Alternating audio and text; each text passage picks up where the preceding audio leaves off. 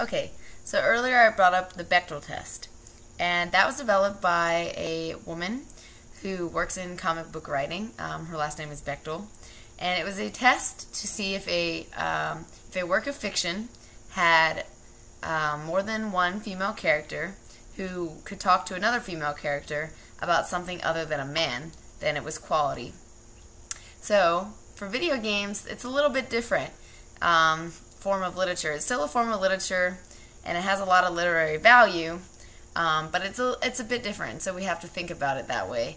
As it's interactive, it's not a set storyline all of the time. You get to make choices.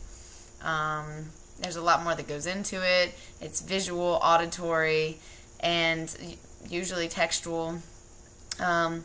So my test would be that for a game to be quality, to meet the standards of sexy video game gals, it should have at least one strong, dominant female character who it doesn't have to be the primary or protagonist or even secondary, but is important to the action and to the plot line and drives the action and plot line, but is not hyper-sexualized or objectified in any way, doesn't have revealing clothing, risque clothing, clothing that is inappropriate to the content or storyline, has a realistic body size and body image, and one that is appropriate, once again, to the plot line and storyline.